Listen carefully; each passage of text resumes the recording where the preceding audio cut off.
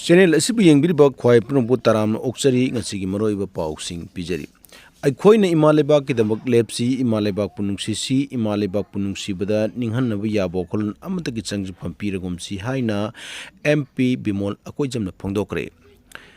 Yararoi oiraroi haiba aikhoigi wakhalon asi aikhoigi khwaidagi chawba yeknabani masi thadoklasi aikhoina imalebak kidamak lepsi imalebak punungsisi imalebak punungsibada ninghannabu yabo wakhalon amatagi changjapam piragumsi haina Lok Sabha gi MP Dr. Bimol akoijamna phongdokre. Pauna Mongpham Protection and Preservation Celebration Committee na chahi kudingi leptana pangthoktuna lakpugum chahi asigi oinasu Pauna Barjaba asigi chama kunthraga mari suba aroiba mathau mangam pangthokpagi ningsing thauram ga mari lenana Thawal district ki Arapti maning likai da leiba Arapti Pauna Mongpham ground da pangthokre. Thoiba mithunglen oina saruk yakiba Dr. Bimol akoijamna makha taraduna hai iripak iramdam kananabagdamag ipa ipu singna thawaina pontha pikiba athaubi kaya laikre.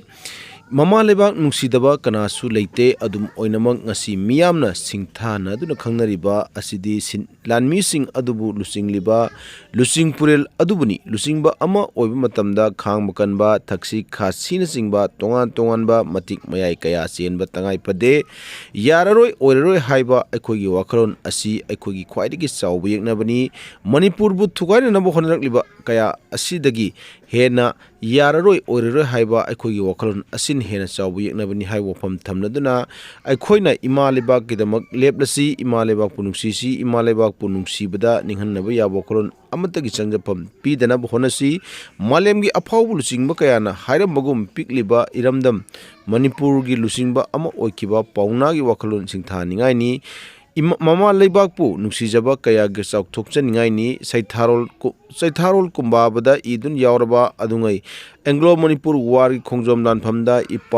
ipu paunana hairamba wahai sibadi sirani khangi adubu isasa chelaga sibadi phatte maning su hallaroi haiba wahai asima ngasigi mirolna tatana ningsingba tangai phade haina phongdoki. Pakistan ki Defense Minister na terror outfit singda Pakistan support towi haiba yajakre. Jammu and Kashmir gi Pahalgam terror attack ta tourist kunganifan hatkiba asina maram oiraga India amasung Pakistan leibak ani gi marida sokchiliba chairak asida Pakistan gi Defense Minister Khwaja Asifna Sky News ga wari sanabagi viral oiba video amada Pakistan Leingakna terrorism yokhatli funding tawi amadi terrorism gi group singidamakta lepli haikiba galoinana leibak asina United States West amadi Britain leibak singidamakta asiguma amot pathabok sing asi sahi kunthra rongi mamangdagi pangthoktuna lakle haina yajakre. Tauriba sing asi aranbani masina maram oiraga aikhoida sokli madunadi hangliba wahang karigumbada aikhoina Soviet Union gi mayokta chathariblan asida yaudrabadi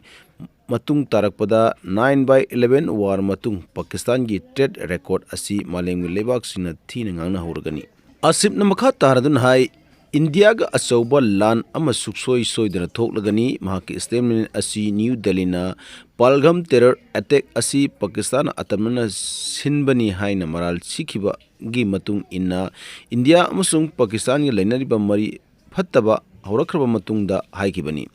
Ningsing biyai United Nations na semkiba terrorist Obama Bin Laden asi Pakistan na sangjapam pikibani aduga Pakistan gi air space violate tawbugi damak US na Obotabad da chathakiba special operation amada terrorist Osama Bin Laden tamthina ot naira matungda hatkibani haibasi miyamna khangnar wafamni. India ki manung chaliba Jammu and Kashmir bu toina Pakistan na thugaina bo honariba gi aron malalong sing utoktuna lagli aduga New Delhi na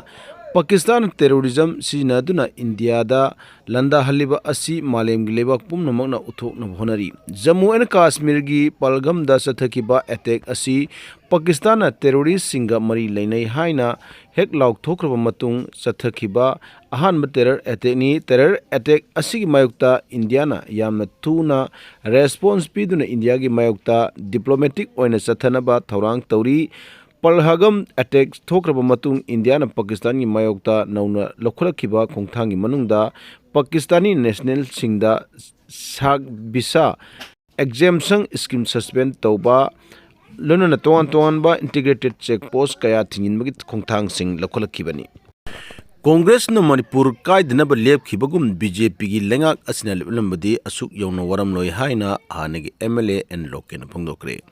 Armed Forces Special Power Act 1958 lokthokadabani haiduna Chief Minister Oiram Okram Ibobi yawna Congress ki MLA mangana lepkhibagum BJP gi Leingak asina leblambadi asuk yawna waram loi rajniti karino khangdaba sel paire haiduna rajniti yorokpasingna Leingak padagi Manipur kangkhong sahenbani haina hanagi MLA namairakpam loken phongdokre Leima pokpam da leiba ibadau thangjing haraubung sanathong sangabada saruk yabala khiba nambon kendra gi hanagi MLA namairakpam loken permission ham gi pakhom piradun hai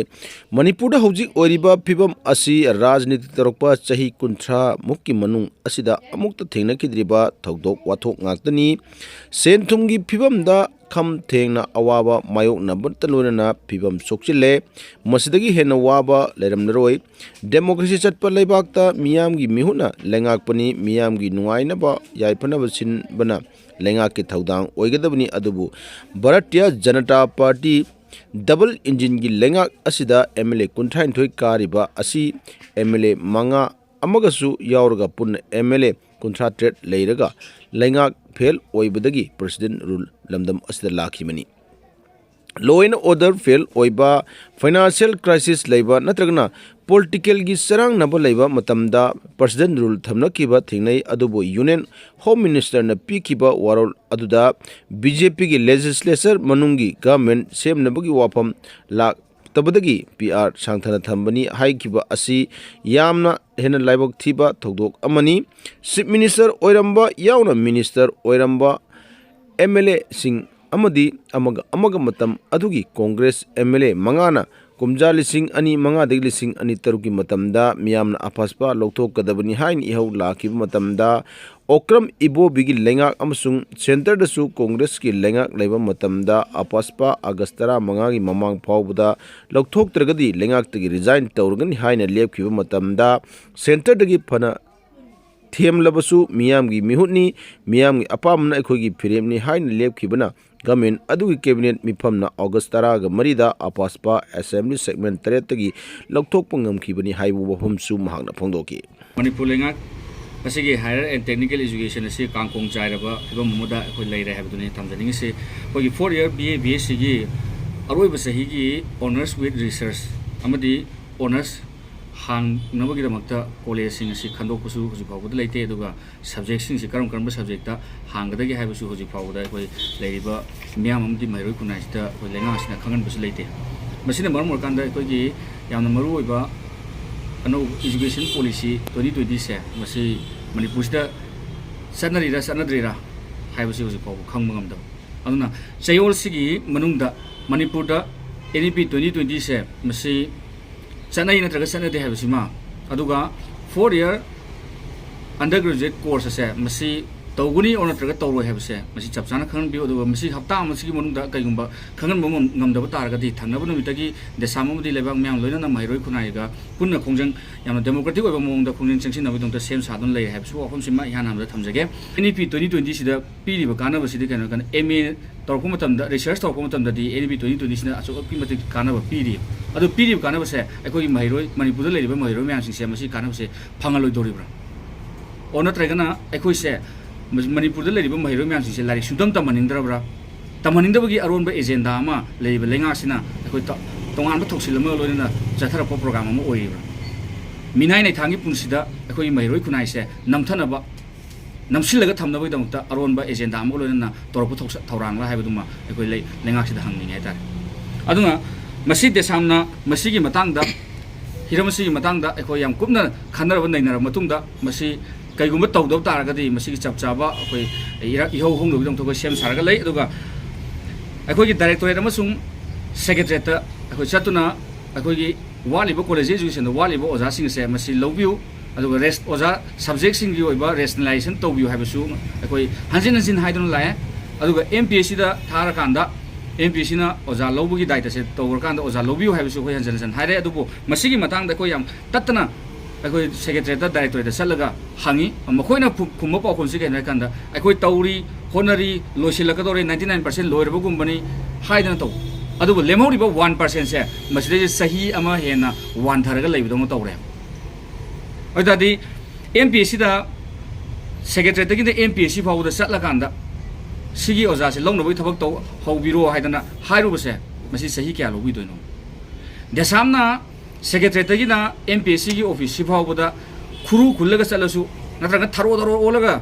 ꯆꯠꯂꯁꯨ ꯑꯩꯈꯣꯏ ꯆꯍꯤ ꯑꯃꯁꯤꯗꯒꯤ ꯃꯅꯨꯡꯗꯗꯤ ꯑꯩꯈꯣꯏ 5 ꯀꯨꯝꯕꯗꯤ ꯑꯩꯈꯣꯏ ꯆꯠꯂꯅꯦꯕ ꯑꯗꯣ ꯉꯁꯤ ꯐꯥꯎꯕꯗ ꯁꯦꯀ꯭ꯔꯦꯇꯔꯤꯌꯦꯠꯁꯤꯅꯗꯤ ꯇꯧꯕꯤꯗ꯭ꯔꯤ